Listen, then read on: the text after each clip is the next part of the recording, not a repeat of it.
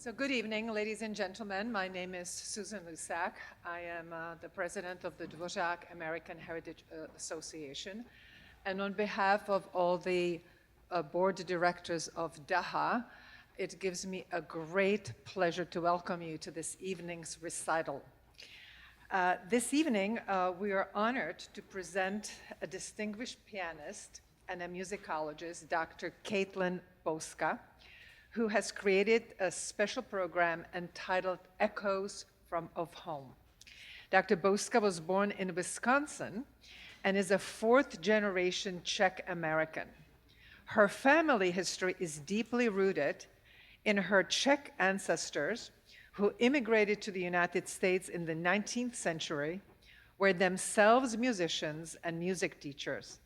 In many ways, tonight's program reflects a remarkable continuation of that legacy. As both a pianist and a scholar, Dr. Bouska has devoted much of her work to exploring the musical world of her ancestors. After becoming a professional musician herself, she returned to the Czech Republic to reconnect with these cultural and musical roots, researching the tradition that shaped earlier generations of her family and tracing the connection between past and present. Dr. Bouska holds a Bachelor's of Music and Piano Performance from Waterloo University in La Crosse, Wisconsin, a Master's of Music in Piano and Pedagogy and Harpsichord Performance from Temple University in Philadelphia, and a doctorate in musical arts in piano performance, also from Temple University. Today, she continues to divide her time between the United States and Prague, actually mostly in Prague, spending several months each year in the Czech Republic pursuing her research and musical collaborations. She's also a member of the faculty of the Curtis Institute of Music, where she teaches and mentors the next generation of musicians. She's also a board member of the Czech American Heritage Association, and we're very happy to have her. So through Echoes of Home, Dr. Bouska invites us to experience the music, history, and cultural heritage that shaped her family and continues to inspire her work today. Please join me in welcoming Dr. Katelyn Bouska.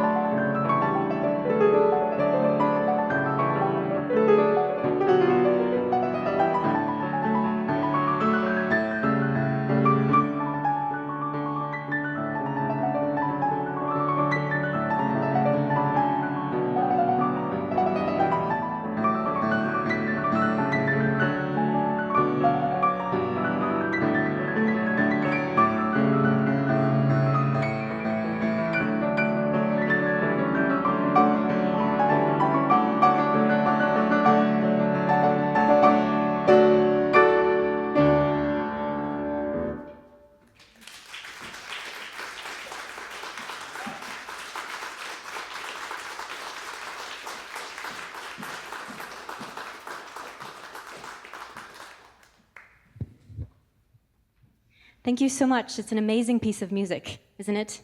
I found this a few months ago, maybe 6 months ago, in the archives of the Moravian Library in Brno. And it was fascinating because, they brought me the manuscript and they gave me the white gloves, and I'm opening it up and I'm trying to imagine looking, what the music could possibly be. And all I saw was a lot of notes. So I said, she must have been a virtuoso pianist, and she definitely was, as you can hear by her piece. So today, I split the program roughly into 3 parts.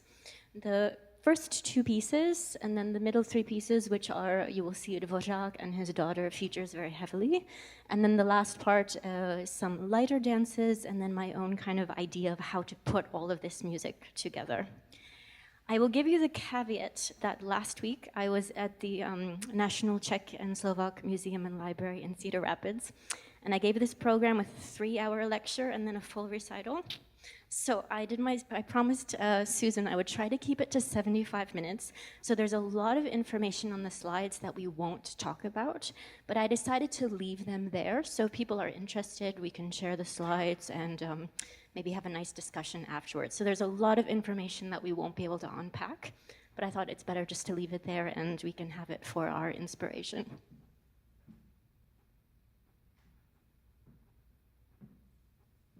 So these are our 3 main topics. As you can see that I was putting the 3 kind of sections together. What struck me a lot as I was putting together the lecture last week and kind of thinking about not only the Czech and Slovak immigrants who came to the middle part of the West in the 19th century, which, as Susan said so beautifully, is my own heritage, and then, of course, my subsequent return and reconnecting in the last decade or so was how it was reflected in the Czech experience at that time.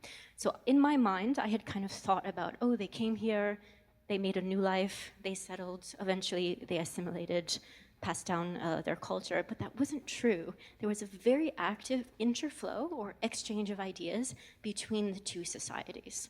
And we will see when we get to the time capsule that I made, they were writing and talking about what was the new piece of dance music that they just got from Vienna. And the first composer of the piece was in Vienna and sending her music here to the United States, which is very cool. Though there was much less of the States in 1820 and 1830 when she was sending them. So this is our structure for the evening, so you can follow along with me. Here is just a brief sort of idea of how many publications there were in this middle part of the US and how early they were founded. If you think of the 1860s, and they were actively, so in these publications, which are now all digitized, you can read them. Some of them aren't still on microfiche, but some you can read online. They were reporting about what was the newest opera being premiered in Prague. Then if you go to the Prague publications, they're talking about what was the opera that was played in Chicago or Spillville, Iowa. So every Czech knew exactly what was happening on either side, which is so cool. And why I chose to incorporate, this is an example of the Bordered Bride, Prodana Nevěsta, which was brought to Chicago less than 3 decades after it was premiered in Prague. This is an undated performance in Nebraska, sometime maybe the next year after Chicago performance, and mostly amateur performances, but you know how much Czechs love music. So I decided to incorporate one other piece. Agnes Tyrrell was not connected specifically to the United States or kind of this cross change, but she was in this legacy of what the Czech musicians were giving to the musical world and what they were bringing to the United States, and that is the genre of impromptu. So in my piano class, we're always talking about who was kind of the first composer to make a genre famous. If you think of Chopin making the nocturne famous, but he didn't invent the nocturne, right? Anyone want to hazard a guess? Any pianists in the audience? John Field, an Irish composer. And it was Maria Szymanowska, who was a Polish touring pianist, who was in London, early 1800s. She met John Field, and she's like, oh, this is a beautiful genre. She took it back, and 16-year-old Chopin learned it for the first time. Same thing would happen in the impromptu. Most pianists will know right away of Schubert when we were thinking of the impromptu, but it was actually 2 Czechs in Prague, Tomášek and Voříšek, who were writing the first impromptus. Later, they went to Vienna, where our first composer was based. And the young Schubert heard these impromptus from these wild Czech composers. And he said, this is pretty cool. Let me write something in the genre and made it famous. And Agnes Tyrrell was doing the same. So as I play this short, rather really lovely piece that's supposed to have this feeling of impromptu, off-the-cuff improvisation, take a moment to kind of reflect your own identity and your own background and how it can tie in with this story, or perhaps your own personal story, and that's the beauty of music.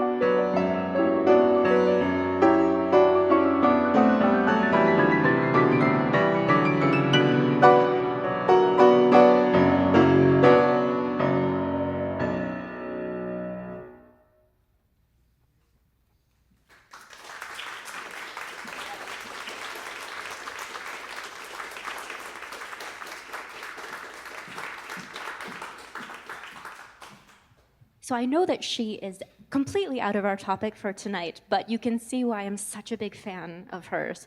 She was an amazing woman living in the middle of the 19th century in Brno, an amazing pianist, and she was writing these really robust piano works, but also large-scale symphonic works. She was one of the first women in all of Europe to write a symphony and an opera before the year 1900. So if it's a new name for you, do yourself a favor and write her down. Unfortunately, you can't really listen to anything of hers yet because nothing has been recorded, which we are working to make a change, but there is soon to be more works of hers available. She was, yes, that's a great name. Her father was an English teacher from London who moved to Brno and was teaching English. Her mother was Czech, and she was born in Czech and grew up trilingual. She was speaking Czech, German, and English, which gave her really kind of carte blanche in society at the time to have those three languages. That's a great question. Yeah, if anything else, you are absolutely welcome. This is an informal evening, so jump in with a question, or if I skip over something, just feel free to hop in, or save your ideas for the discussion at the end. So the first two were kind of illustrating of what music the Czechs were listening to and bringing with them to the United States. Obviously, these two composers would have been well known at the time. The first composer, Koželuh, had collaborated with Beethoven and Clementi, and her father, also a composer, took over Mozart's court position at the empire. So they were absolutely in the center of Viennese and Prague society, which we will hear when we come to the dances at the end of the evening. But as we move to the heart of the program, we're looking at pieces that were written by Czech composers here in the United States. The Humoresque, of course, very famously, and then Antonín Dvořák's American suite, where he was trying to set aside his Czechness and be thinking about how to create this American style, which was happening right here in New York at the National Conservatory with Jeanette Thurber. So a little timeline for you who are, those of you not aware of when kind of the first main emigrant of the Czechs and Slovaks coming to, especially the middle part of the United States. Of course, some of them were coming to the East Coast slightly earlier. But a lot of it had to do with this very amazing year of 1848, which if you are a student of history or politics or political structures or social structures, 1848 should ring a bell to you. This was the time of revolution across Europe, when all of the nationalities were saying, hey, we want access to our own language, our own political structure, and our own religion. So scholars have now uncovered more than 500 separate revolutions in the year 1848 alone, which is very incredible. I remember when I was first kind of studying this about 20 years ago, they were saying, oh, maybe it was 100, 150, and they've been doing more and more research and documents at the time, and there were more than 500, which is crazy to happen in the same 12-month period. Now, all of them were unsuccessful, which is one reason why it sparked a massive immigration from Europe to South America and here in North America. Also, 1848, if you're thinking, I mentioned political and social structures, was also the year that was published Das Kapital by Marx and Engels. So it's interesting that this was sort of in the zeitgeist of the time. We will be focusing in on Spillville, Iowa as a case study. Spillville, Iowa, when it was first settled, you can see it was there just a year after all of those revolutions were happening. A German, settler came, settled, and we don't know exactly why the first Czech settled there, but they quickly took over from the Germans and it became a Czech settlement.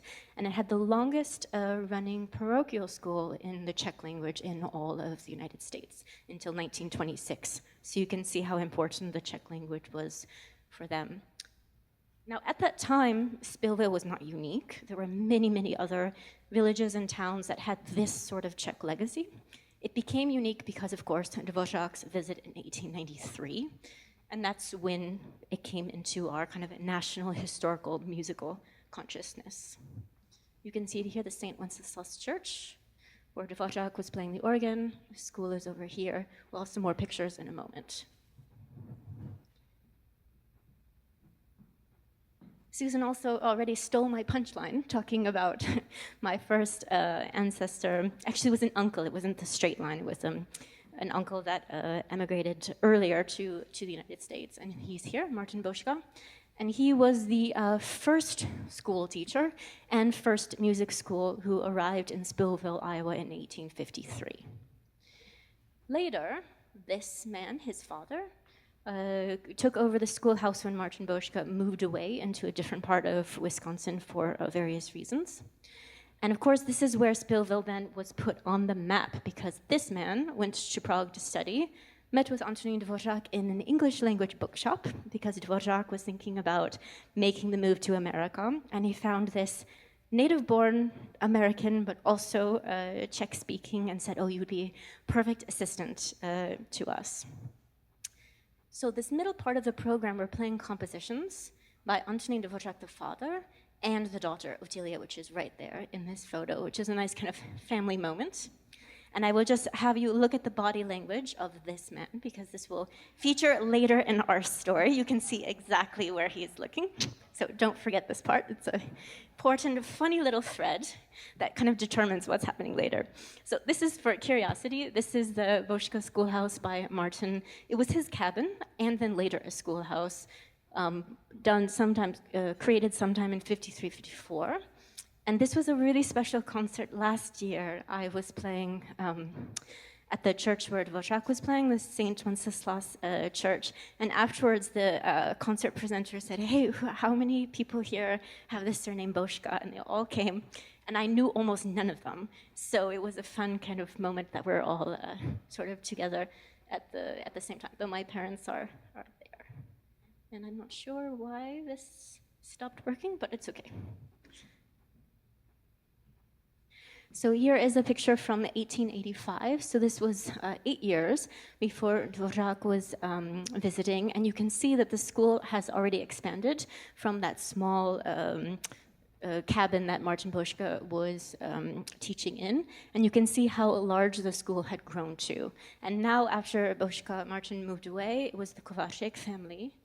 And it was really incredible if you found the idea, and I'm inspired by this, as a pedagogue myself, what it must have been like to be teaching 60 to 110 students in the winter, but look how many of them went on to become really amazing and influential people in their own right in that area, and at Yale and Harvard on the East Coast.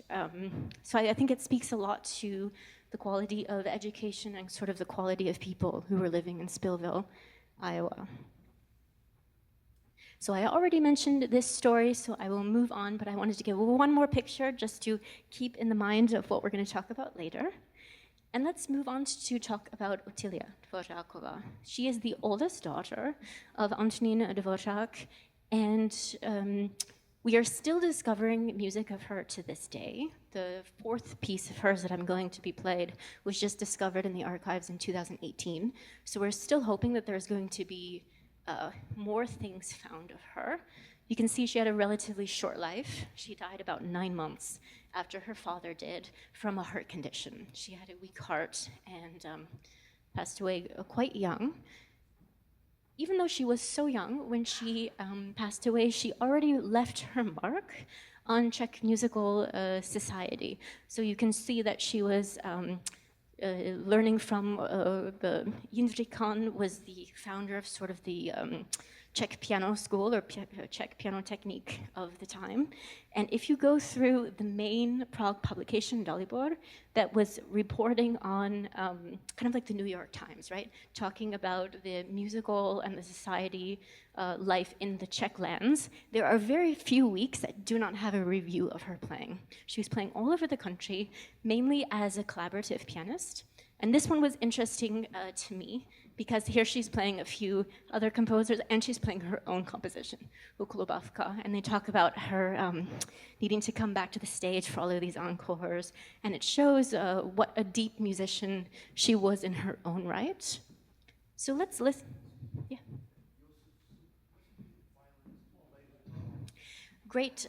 Josef Suk, this is Josef Suk the Older, and he was a composer. His grandson, also Josef Suk, was kind of the famous Czech violinist who put his mark. So Josef Suk the Older and the grandson. It's an easy mistake to make. In fact, I should probably change the slide and call him Josef Suk the Senior. I probably should, for clarity's sake. So she would have been the grandmother of the famous violinist. And it's funny that you mention him, because if you look in your program, 4 of these small miniatures that we're about to hear were written or inspired by her son, who was also named Josef. So there were 3 Josefs in a row, but her son Josef did not become a musician. It was the grandson. So the first one is a humoresque, so keep that in your mind, because we will return to the genre of a humoresque when we come to the compositions of her father. And the middle 2, the lullaby, and then Joseph or Joey, Pepča, on the horse she was inspired by when her small son was playing. And the last one is my favorite.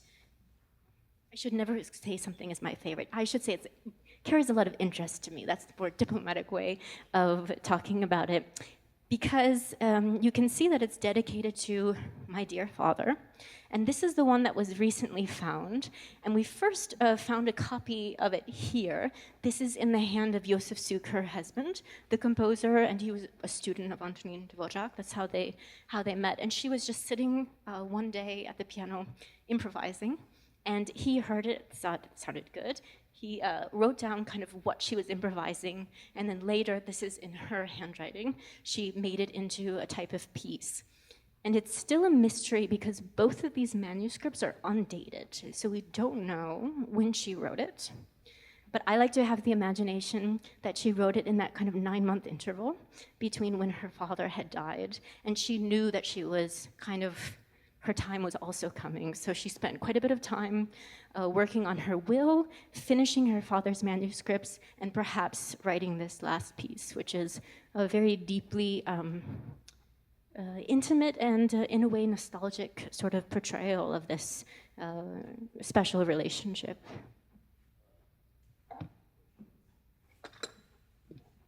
Yes?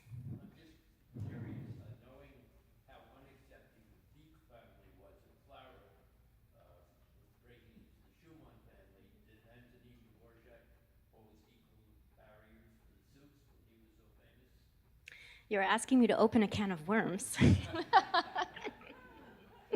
No, as far as my knowledge, they were supportive of each other, mainly because the daughter they had in common. She was editing and supporting both her husband and her father's compositional works. So the theory is that since she was kind of the common link between the two and also a musician, then the rivalry was not in the same vein. But it's a good question. Though some of those things are kind of, we don't, anecdotal is not for sure, and I would hate to speculate.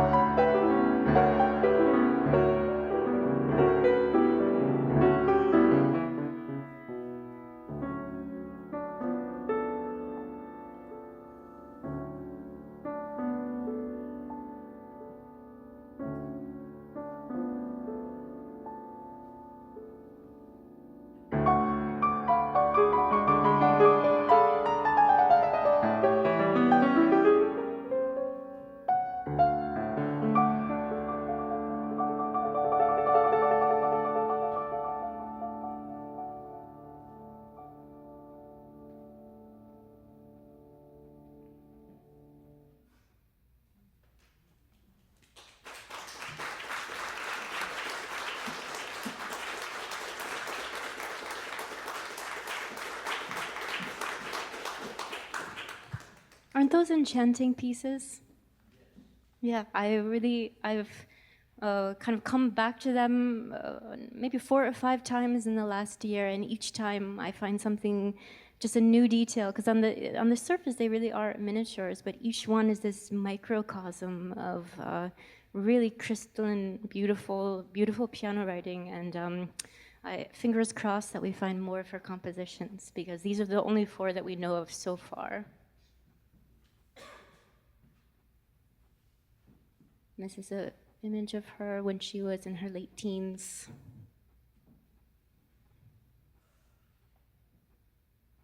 So it's funny because when we say the word humoresque, I would imagine that Dvořák's pieces come quickly to mind, because these became very famous and entered not only the piano repertoire, but so many different versions for other instruments and have been orchestrated.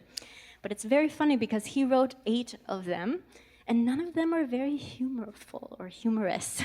They're very serious, and the 7th one that I will play, the very famous one, has some dotted rhythms, but I hear it more nostalgically, especially the center part. But I think hers has a lot more humor in it than her father's. Perhaps the reason why I'm thinking and hearing the Humoresque more nostalgically, it was on a set of lullabies that I would often fall asleep to when I was a child. And it was definitely not played kind of very brisk. It was a little bit softer. So that's an early childhood association. But it is a piece that kind of supports so many different interpretations. This is... He sketched all 8 of his humoresques when he was in Spillville, if you think back to the village that we had just been looking at. And then when he returned to his countryside summer retreat outside of Prague, which you can see here, he is in the top hat with his family and friends around, and he finished composing all of the humoresques from these sketches that he had made. And you can see how important this summer retreat was if you look at all of the compositions that were birthed during that time. It's quite incredible.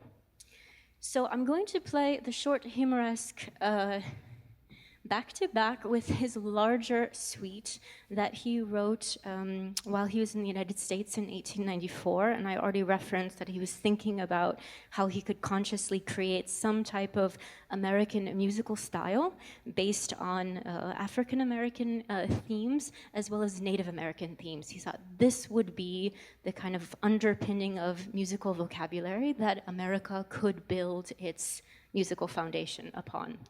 Unfortunately, because of the railroad crisis and the kind of financial crash of the 1890s, he was not able to stay in the United States because his patroness lost most of her financial backing, and so he returned. But those 3 years were pretty pivotal, and you can see how taken he was with the suite that I'm about to play.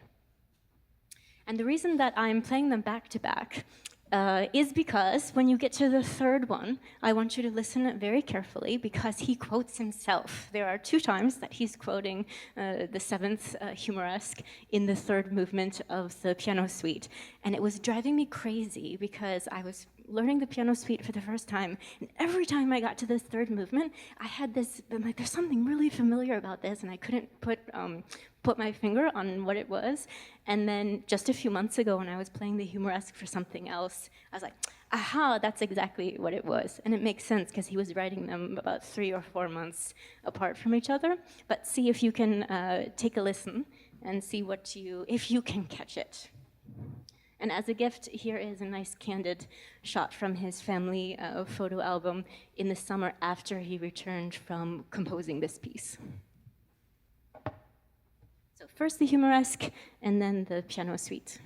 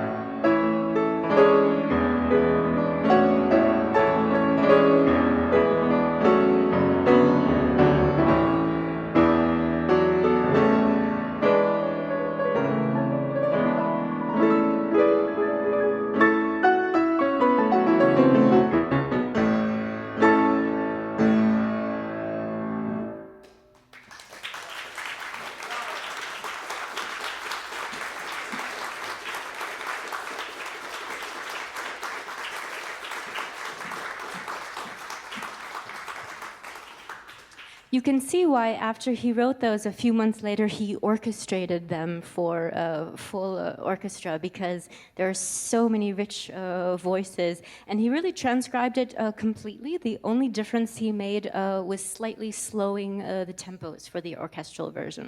So instead of Allegro Moderato in the piano version, it becomes just Moderato in the orchestral version. But he really kept all of the voice leading identical, just expanded it to the different colors. So it will be another treat to listen to sometime the orchestral version, which I'm not sure why is more often programmed than the solo version, but I think the solo version is absolutely magnificent, and I love playing it. So I don't know why. If anyone has a theory about why the orchestral one is played and not the piano one, I'm not sure. So moving to the last part and the fun part of our evening, though of course everything else was fun, but this is a little bit lighter fare. We will be talking about 3 different dances, all of them originating or having a connection back to Spillville, Iowa, that we spoke about. And then we will hear my fantasy or kind of imagination of putting these themes together in this musical time capsule of what the Czech and Slovak settlers might have been thinking or listening to, or what kind of music making they were taking part in this sort of mid to late 19th century, when Marta Bouska was beginning the school teaching, and then of course later when Antonín Dvořák was visiting Spillville. It definitely means something. Do you mind to wait? Because there will be a picture. But that's a good question. And I know that was kind of a question on the program, if we shouldn't put the English translation. And I said, no, let's do the Czech word. So it will be unfolded in a moment's time. So remember this young lady that we spoke about. And then remember this sort of connection in the photograph that we talked about between, well, in the picture, she's not really returning his gaze, but he is definitely looking at her fondly. And it was one of these funny kind of scandalous things where, you know, we musicologists like to feel that we know people, and we like to feel we have this kind of intuition, but we don't always have proof. So it was a funny story going around for many decades that there was some kind of romance between the two of them based solely on this picture, which of course is pretty light if you think about it. But recently letters have been discovered that prove it. But we still don't know her side, because no letters to the young Jan Josef Kováčik from Otilie survive. We only have his letters to her. You can see this is from New York when he was still teaching at the National Conservatory. And from 1894, so this is when after she had returned back to Prague, and Kováčik was still here in New York. And you can kind of read one of the letters, where it gets interesting to us, when they're talking about the music they were making in that summer in Spillville. They were playing Lahner waltzes.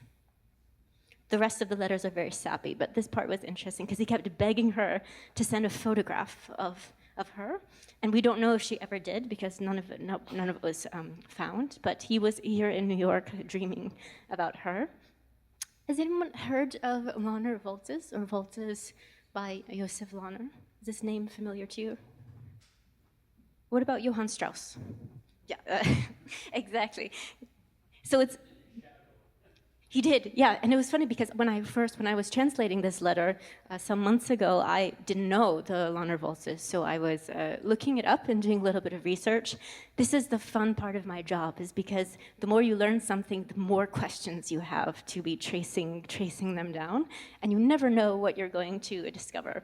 And yes, sure enough, in the 19th century, Viennese society was split between which waltzes you preferred, those by Josef Lahner, or of course the Johann Strauss family. Josef Lahner was actually the leading composer before the Strausses, and they had kind of a friendly rivalry in the presses.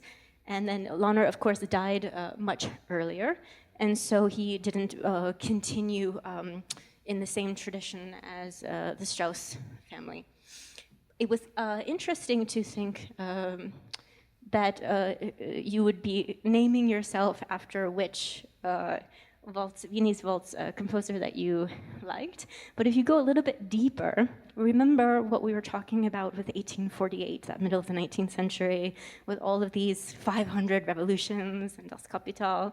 Well, the Viennese society, the aristocracy, was distracting their populace by this fervor for the Viennese waltz and by this rivalry between the two composers. It was one way of sort of taking away the mindset on really kind of the difficult social conditions at the time. And so the next time you think of the beautiful blue Danube, you can think about it as a conspiracy of the aristocracy, but still beautiful music. So I want to play 3 waltzes. Now, in the letters from Kovařík to Otilie, he never mentioned specifically one waltz more than the other. So I just chose a few that I liked. I chose the Morning Star and the Evening Star waltz. And you can see they're quite light, very entertaining, quite simple. You can imagine easy for an amateur pianist, basic education of the 19th century. And then what is interesting for us is when I was in the archives at the National Czech and Slovak Museum and Library in Iowa, I found another waltz, and this one is called Touha po domovně, which is longing for the homeland or the home country. And it's an undated manuscript, and it's also, it was just a piles of loose papers that I was going through in these boxes, so we don't know exactly when it was written.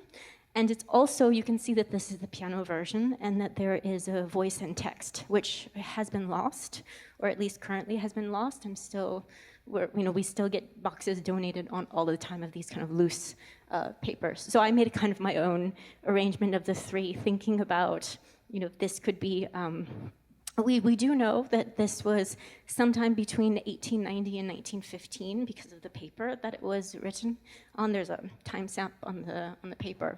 So not without the realm of imagination that this could have also been heard in Spillville, Iowa, when the poor love-struck Josef Jan Kovařík was playing waltzes, Lanner waltzes for Otilie.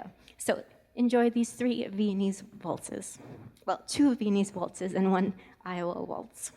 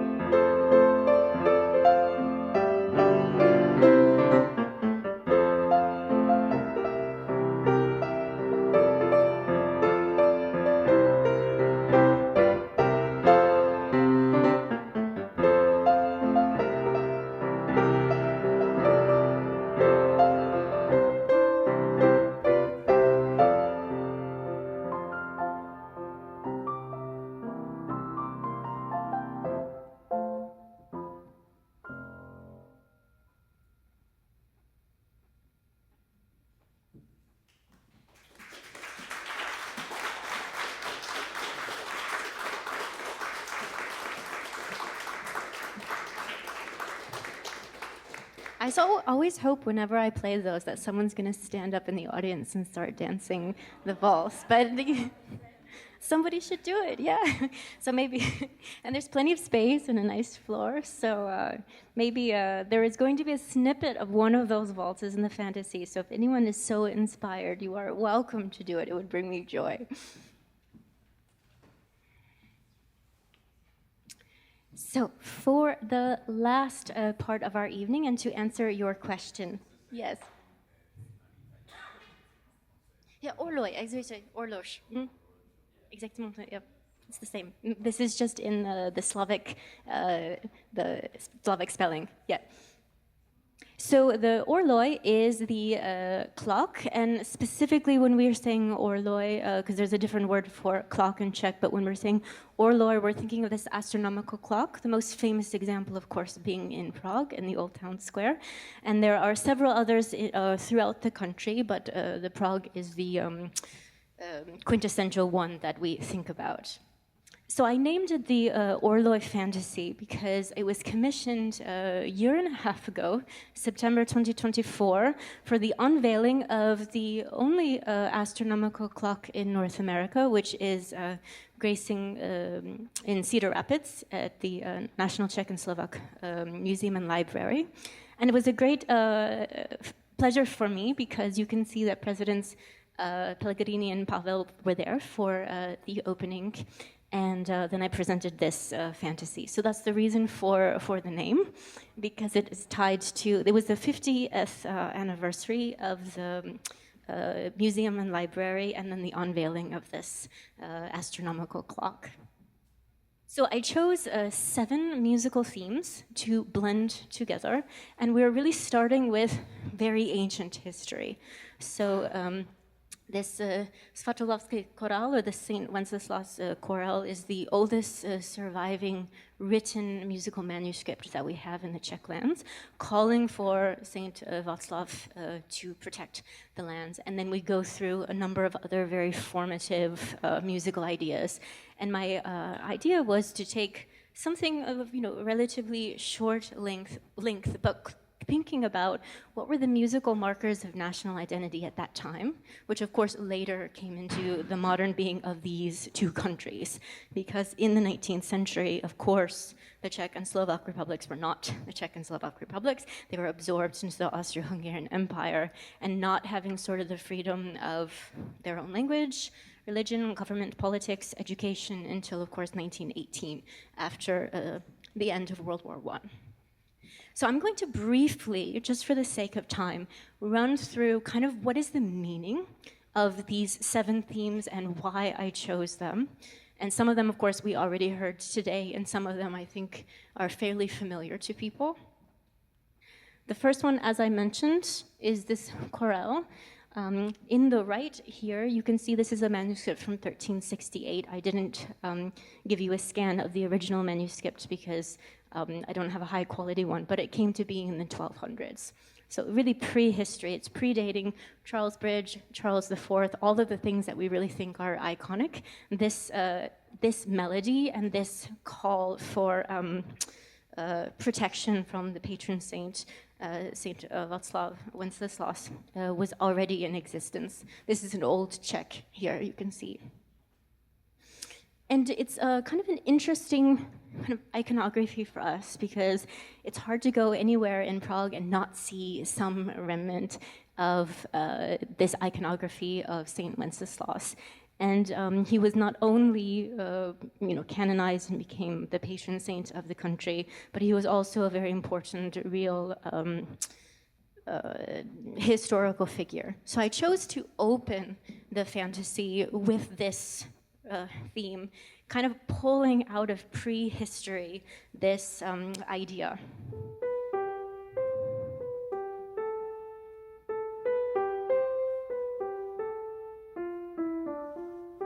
So we're coming from connecting with prehistory and then pulling us into the future. Then from there, we have 2 songs that originated as folk songs, which would later become the national anthems of the Slovak and the Czech republics, though they were both came into being in this pivotal year of 1848, which keep coming back to this. It's hard to talk about Czech or Slovak history in the 19th century without calling to mind 1848. So you will hear the Slovak, what became the Slovak national anthem, and it was written by a group of students who were, they had been studying in Pressburg, now Bratislava, and they were in a Catholic school, and the Austrian Empire kicked out their teachers for being too liberal and too open-minded and brought in a new kind of regime. So they left in protest, and as they were going between the high Tatras and the low Tatras, they wrote this text. And to give you an idea, this is, because the title is talking about how the lightning over the Tatra Mountains, which is a natural phenomenon that happens quite often. And that same rail line exists to this day. It's the only rail line that connects the western and the eastern side of the country. So it's right between the circled area, between the high Tatras and the low Tatras, that they were talking about whatever students talking about, and they looked up and they saw this lightning, and they wrote a protest song about the strength and power in the nature of their country that would later become the national anthem. And then closely following that, I included Kde domov můj, which is, of course, now the Czech national anthem. And interestingly enough, it is also based on Czech countryside, just like the Slovak anthem is based on the mountains, which is very typical of Slovak geography. The Czech version is more focused on the beautiful countryside, as it being a much more moderate country with very beautiful rolling hills, rivers, castles, and things that we are going to see. Also, interestingly, came to being in the middle of the 1840s, using as this uprising. This is a great image of the 1848 Prague version. Of the 500, there were only about 5 or 6 that were very pronounced. It started in France, and then it moved through Prussia at the time, and then the last one in 1848 that was very prominent was here in Prague. And it's interesting that the young Smetana, who is the last composer of the piece that we're going to hear, participated in these student uprisings. So he was on the street protesting, building these barricades against the Austro-Hungarian regime. And it's interesting, I keep coming back to how both of these national anthems try to encapsulate the characteristics and the beauty of their countryside. So those are the first 3. And nothing could be complete musically in my mind without a short kind of incipit or homage to this beautiful aria from Rusalka, which I'm sure all of you will recognize, though I do a little bit of a tease because I just give the introduction and I don't give the whole aria, so it's enough to like evoke it into the mind, but unfortunately you won't hear. I tried, and just for solo piano, it just misses the text and it misses the drama of the soprano, so I'm like, okay, I'll just do the harp introduction and let it all be wistful in our minds. And then you already know, I heard this one, and you of course already know a Humoresque number 7. And then the last theme that will close is taken from Smetana, as I mentioned, who was out barricading. And I knew if I was going to make any type of musical time capsule for the 19th century, I had to include Dvořák and Smetana, because these are the 2 kind of nation builders of the music. So I chose themes from the first 2 of these tone poems. And these are really amazing, also kind of microcosms of Czech identity. There are 6 different one of them, and I encourage you to take a listen to all of the themes that he's using in all 6. The first 2, Vltava and Vyšehrad, are very famous, and then the other ones are less played, but equally interesting in the way that they're taking from Czech history, also from the kind of geographical kind of celebration homage, and the Czech fairy tales. So my favorite one And I have to share this one because this semester I'm teaching a course at Curtis on Czech fairy tales and building of Czech national identity. And the ones that the student loves the most is the fifth one, the fifth tone poem by Smetana called Blaník. Does anyone know the fairy tale or the legend of Blaník? Helena knows it. Anyone else? It's fascinating. It's the idea, this is not unique to Czech fairy tales. Many nations have the same kind of myth of sleeping army led by Saint Wenceslas under a mountain in Moravia, waiting for the greatest peril that's going to be threatening the nation, and then they're going to come out and save them. So that by itself is, okay, it's fine, it's interesting, but what was very funny and what my class loved the most is how Járat Cimrman is using this. Anyone know Járat Cimrman? He is a mythical creature, a playwright, not true, but created in the 1960s and 70s.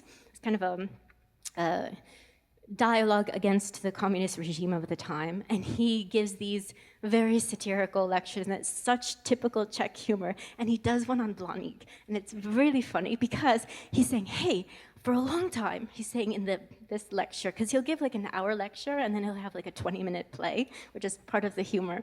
So he says, hey, I really think we need to go through the books and take out the legend of Blaník because it is the most depressing thing. It's making everyone so depressed. We just have to get it out. And the audience is like, no, this is hope because we have this army coming and waiting to save us. And he's like, no, it's so depressing because look at this. We've been through communism. Well, they don't say communism at the time. But we've been through the Nazi invasion.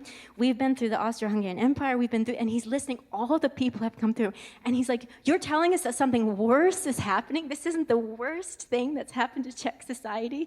And so, you know, this kind of typical joke of saying, oh, no, something worse is going to come. So of the tone poems that I said, of course, there's the Vltava, which is the Czech national river, as the longest river that is contained in the Czech borders. There is, of course, a number of others that flow through, but this is starting down in the Šumava at the border and then going up through Prague past Mělník. And then, of course, the theme of Vyšehrad, as the Vltava is flowing through Prague. And Vyšehrad, of course, is the first place to be settled in Prague, but it's also part of this kind of mythological identity. If we're thinking of the legends of Libusha, Šárka, Přemysl, they were all in Vyšehrad. Libusha is having a prophecy about the history and the kind of future of the Czech nation. So the fantasy ends with those two. And I will leave you with a lovely image of the Charles Bridge to contemplate as we go through a brief time capsule of Czech and Slovak musical themes.